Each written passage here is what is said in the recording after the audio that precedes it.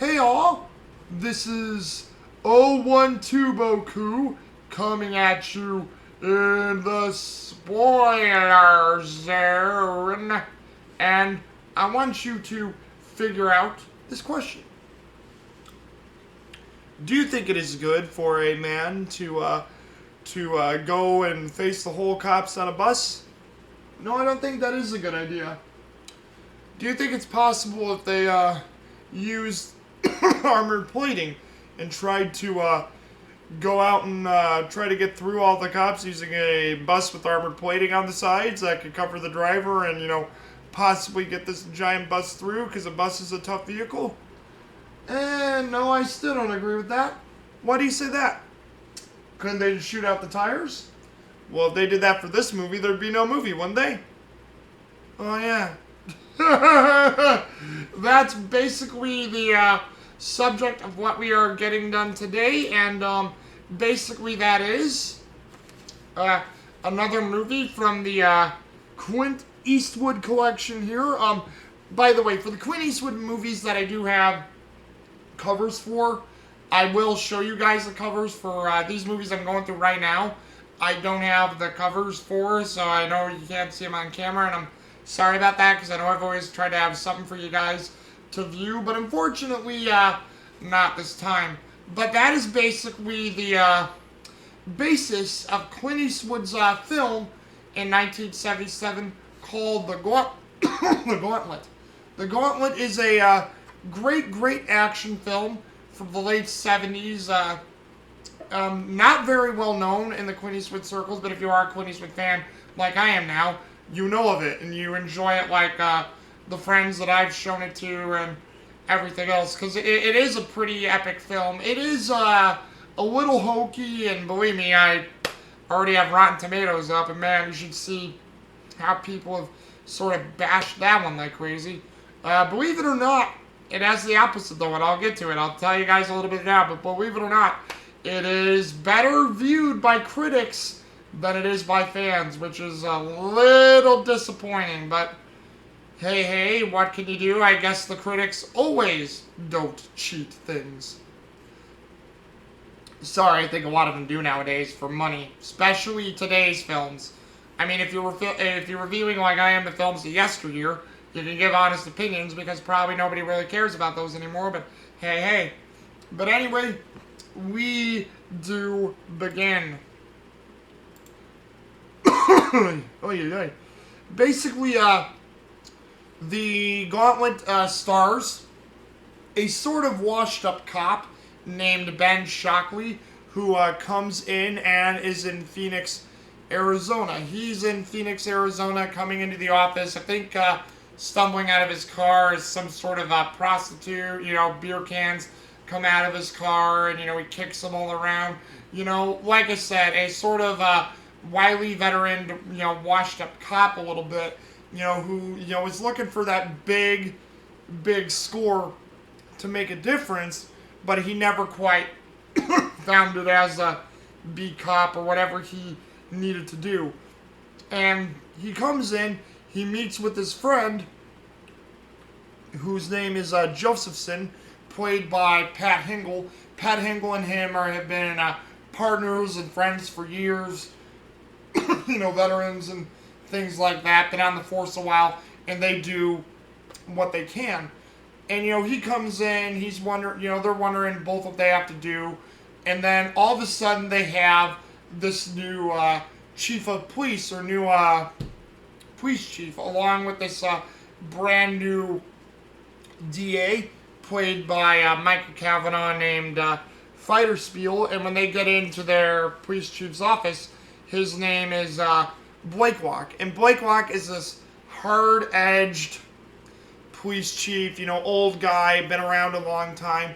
I think he was just recently transferred to the Pheonix, Arizona office to be their police chief, but he's been a cop for a long time, but he's also a giant asshole. He asks Ben Shockley to go pick up this perpetrator named Gus Malley, and Ben Shockley just wants to know a little bit about the case or why he needs to pick up this perp from, I believe this perp is in, let's see, they mention it here, because it's been a while since I've seen the movie, but I just want to make sure. It is from, Las Vegas, Nevada. And he has to bring Gus Malley back from Las Vegas, Nevada to Pheonix, Arizona to stand trial in Pheonix, Arizona, where she's gonna, be a witness in a trial. And she's also a bit of a criminal herself, so Ben Shockley has to go with her. As you can imagine, Ben Shockley questions this.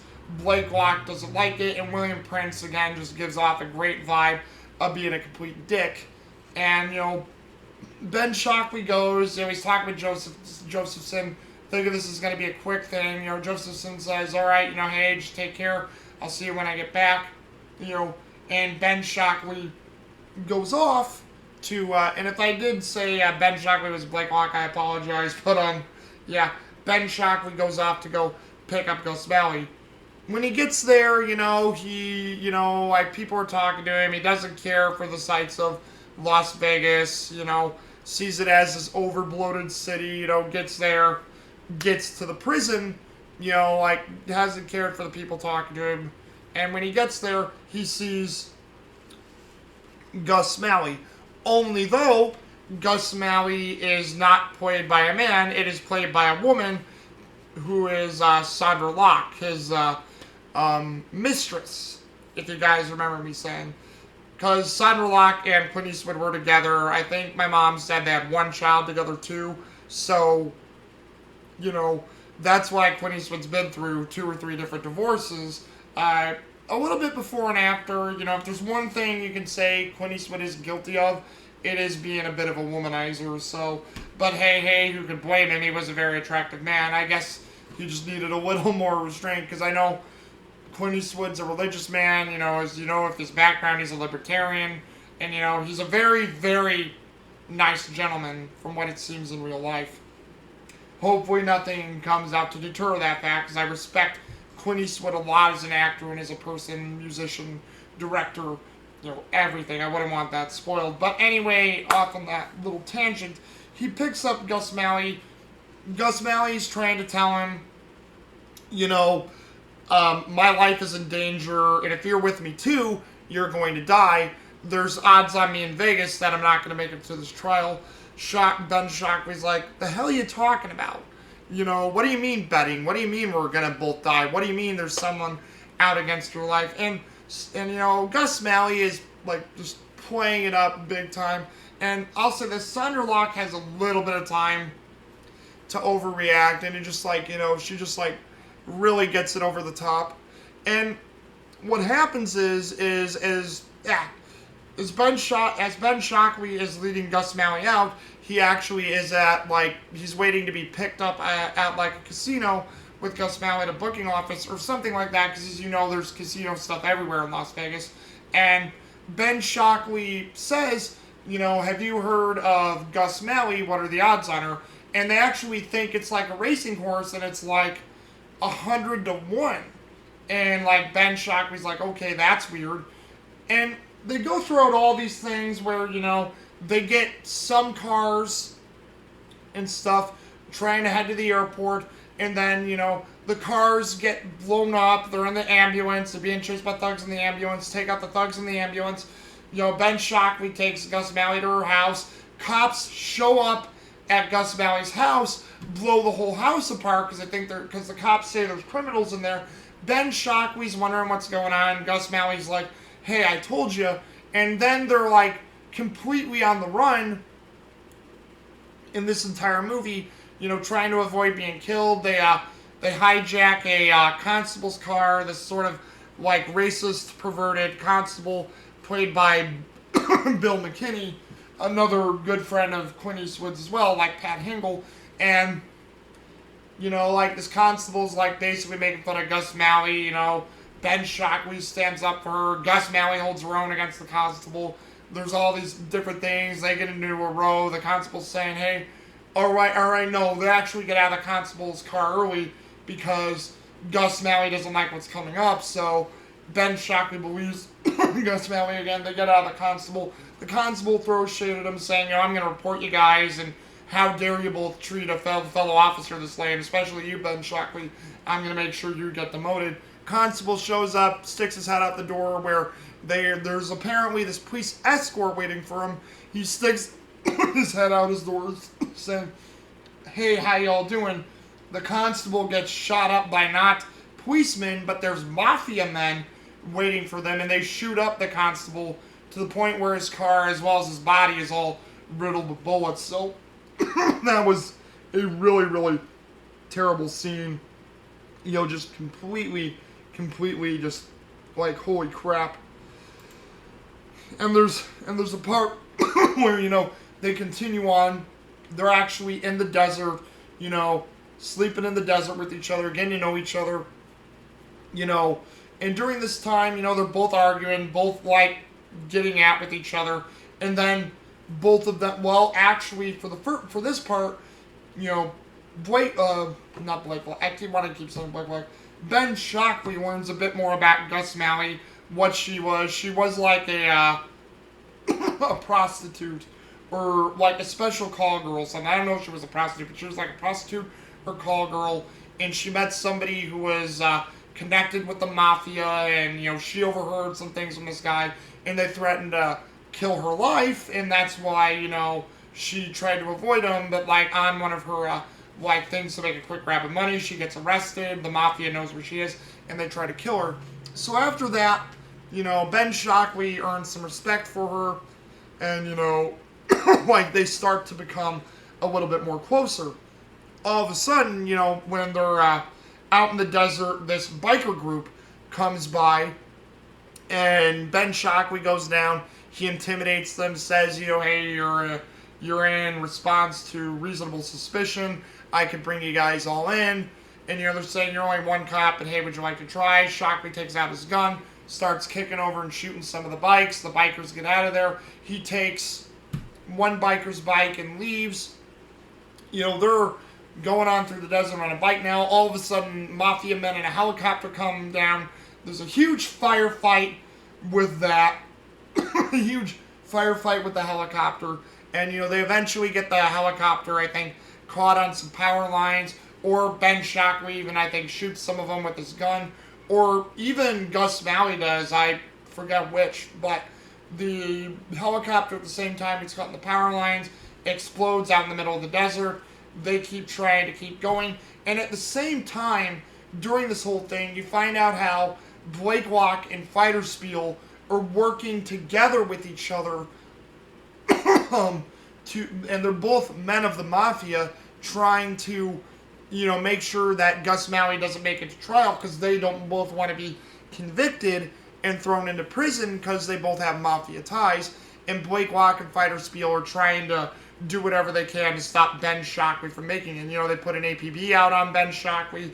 The mafia men are after him. The cops are after him. And what happens is you actually have it where, Ben Shockley tells Josephson what's going on. Josephson, believes him and says, hey, I'll try to help you.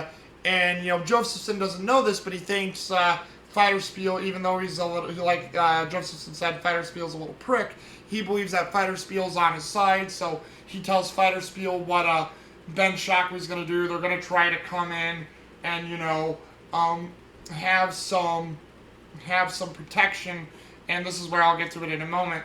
And, he tells Fighter Spiel, and then Fighter Spiel, betrays Josephson's trust, and they want to use Josephson against Ben Shockley as well, without Josephson knowing it, of course. And overall, Shockley and Fighter Spiel use this against Ben Shockley to try to kill him and Gus Malley to get them both out of the way. So they're going to set up the gauntlet of police, as you will, to try to shoot at them to stop them from getting to the courthouse before they're killed. So, as it goes on, they get to this bus station where there's also this little motel, and Gus Malley and Ben Shockley actually have this idea that, because we have a feeling there's going to be something waiting for us when we get to Pheonix, Arizona. We can't trust things. And then I think it was also that, Ben Shockley figured it out that it was Blake Locke that was working against them. And, Ben Shockley also thought, well, okay, if Blake Locke is working against them, Fighter Spiel's got to be with them too. So they actually decide to hijack a tour bus or like a Greyhound bus or something, and basically weld steel plating to the bus to protect the driver to keep driving through. And he puts some near where Gus Malley could sit to where she could protect herself. And if you guys are wondering what Gus is short for, Augustina Gus Malley as well. So her real name is Augustina, but she uses Gus for short, just to let you guys know. So, they do that. There's also a moment to where they're in a motel after they, get ready to, go on the bus. Or maybe this was before they hijacked the bus. But,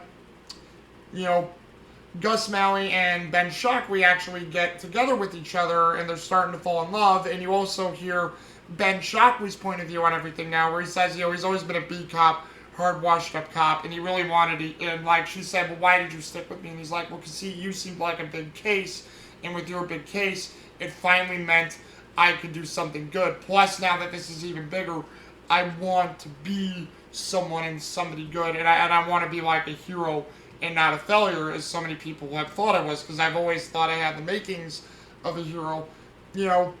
Gus Malley believes him, and then, they get on the bus to take it to Pheonix, Arizona, and they're on their way. They get to Pheonix, Fighter Spiel and Blake Locke are waiting for, Ben Shockley, and, they're in their offices at the courthouse trying to see if they'll get through. Josephson is actually there right at the beginning, waiting for Ben Shockley and Gus Malley to get there. They open the bus door for them, or for him, and Josephson gets in. Josephson's trying to tell Ben Shockley everything's on the level. Ben's a little hesitant, but Ben Shockley believes his friend Josephson, because again, they're partners and friends. So it begins with Josephson taking Gus Malley's hand and Ben Shockley being just right a hair behind him. All of a sudden, they're coming down. They see Gus Malley there. I think the cops are saying, Josephson's sort of in the way, but Blake Locke is saying, I don't care, take the shot. So what happens is a sniper on the roof, takes a shot. Josephson gets shot in the back. He actually collapses into Gus Malley and Ben Shockley. Ben's trying to grab him and, trying to bring him on the bus. I think the sniper fires off 2 more shots. They hit, Josephson in the back as well. And Josephson, 2 more times in the back. Josephson falls down. And, Ben Shockley's shocked at this. He's pissed off. He doesn't know what to do. And, Josephson, right at the end as he's dying, is, doing like that. Go on. You were right, Ben. You were right, Ben. We were wrong to trust him. So as, Josephson's dying, he's telling Ben Shockley to go on. So Ben Shockley, gets on the bus and his friend, Josephson dies, which to me, that's really sad. I hate how Josephson gets killed like that. That really sucks. But hey, they continue on and, they go through the gauntlet to where this entire time they go throughout the whole town of Pheonix trying to get to the courthouse, to where the cops are shooting at them, the buses being riddled with bullets, the windows are breaking, radiators getting hit, and again, the funny thing is nobody shoots the damn tires. But they're all shooting, the part of the bus. But like I said, this is the whole lead up to the movie, so if you shot the tires out on the bus, there probably wouldn't be no point to the whole gauntlet. But, they basically go through the entire gauntlet, flipping, I believe Gus Malley's okay, she gets a little hurt, but, Ben starts to take a few bullets, a little bit of damage, so he's getting hurt up pretty bad, but he's still hanging in there. They get to the courthouse to where, the cops, they stop firing, the bus tires and everything, and everything about the bus breaks down, starts falling apart. Ben Shockley opens up the door, he gets out with Gus Malley, tells the cops that, Gus Malley's here for a trial room number, and, this and this. All of a sudden, Blake Locke and Fighter Spiel both come out, and Blake Locke's like, shoot! What are you doing? You have to kill him! Shoot! I never gave stuff! And the cops are realizing, that this was still one of their own, and he was determined to get her to the trial. What is really going on here? all of a sudden, like Fighter Spiel gets a little bit close to Ben Shockley. Ben Shockley grabs Fighter Spiel. Fighter Spiel's freaking out. Ben Shockley's got a gun, his gun to his cheek, and he's like, "Tell the truth. What's going on here? Why are you trying to kill Gus Malley?" Fighter Spiel comes clean, saying it was Blake Locke.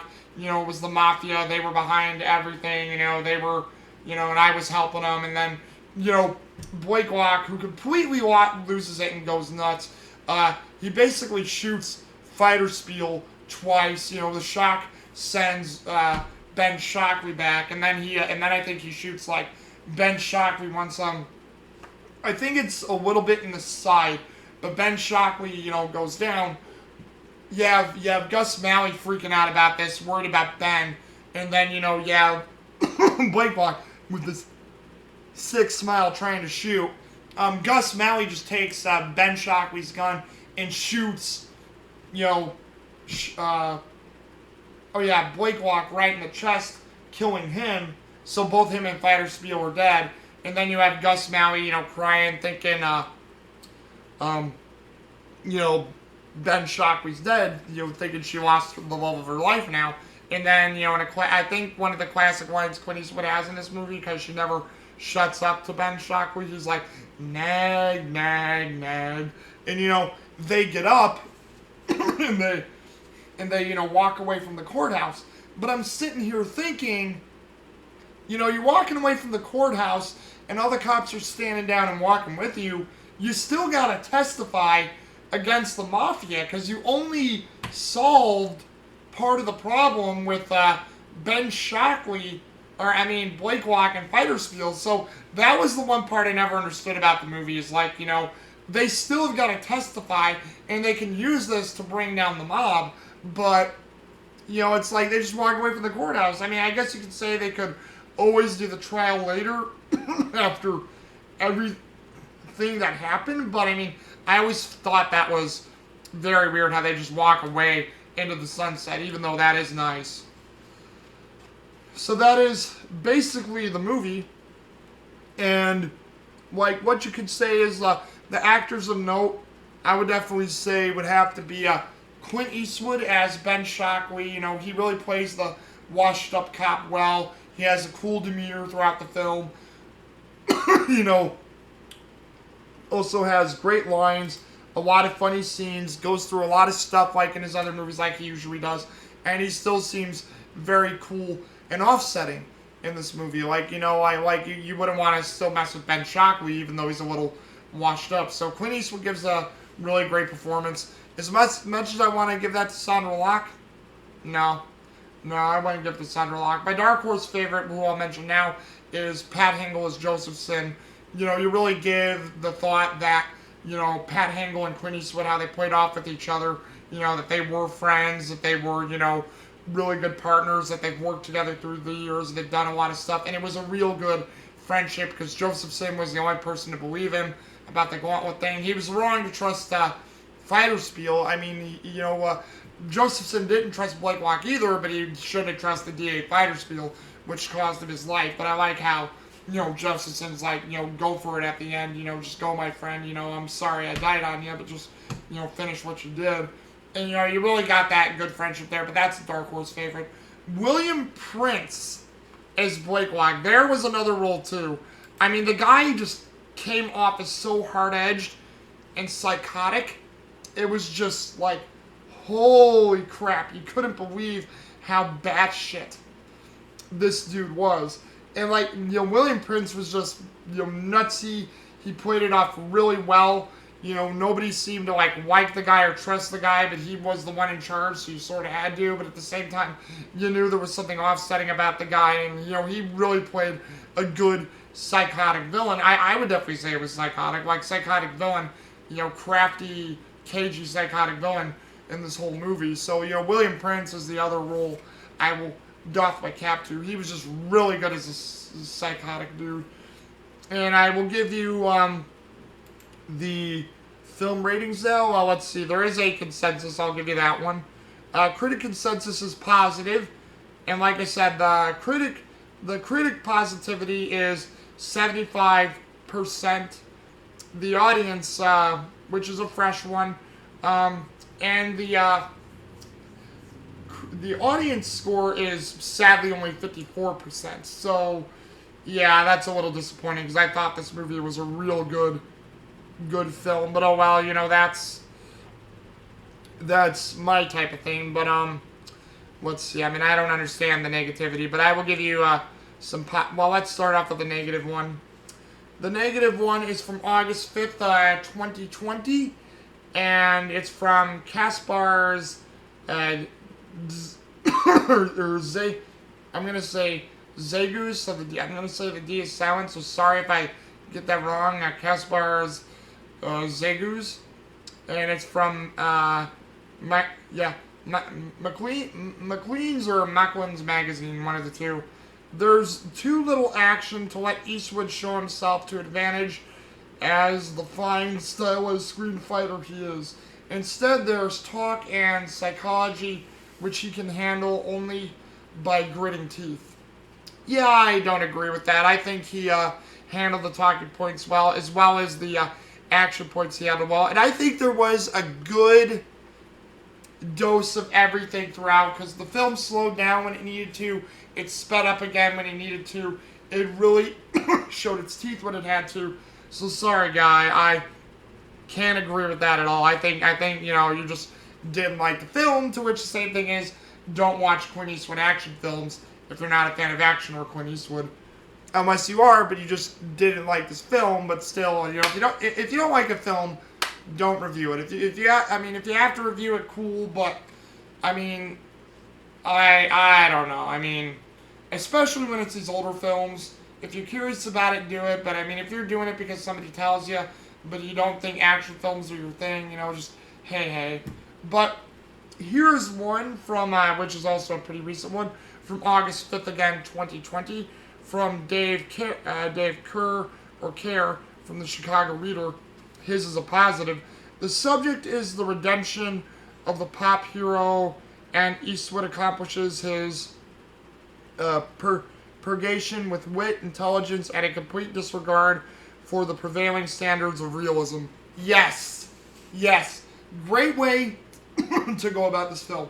Because the film is unrealistic when you think about it, but at the same time, it is great fun. The Gauntlet is a great, fun movie you can enjoy, have fun at. The characters are all pretty good, and the stuff is really well put together. I mean, it is a really, really good film for what you can have and see. So I agree with that completely. And, you know, my final thoughts are, you know, again, great film, good action, good character. Ben Shocklee's a great character of Clint Eastwood again. Sondra Locke is okay. You know, I didn't think she was all that great in this film, but she's all right in this film. I like her, and I like how her character evolves, and she has a toughness that you can get behind. But it's Sondra Locke's overacting. She overacts a bit in this film, and it bugs the shit out of me. I mean, like, she's like, well, ass, well, this and that, well, that and this. Ben Shockley. You know, it comes off like that, like it's like, holy shit, bitch, take a bit of a chill pill. But, you know, I love The Gauntlet. You know, I think it was a great film. Other than that, you know, good movie. The music is pretty decent, too. Not the best score we have in an Eastwood movie, but, you know, a good one, you know, nonetheless. But either way, just really good stuff. I would give this film, I think I gave it a 9 out of 10. I think that's how much I like this film a lot. It was a real good film. But if you guys have seen this one, what did you think of The Gauntlet?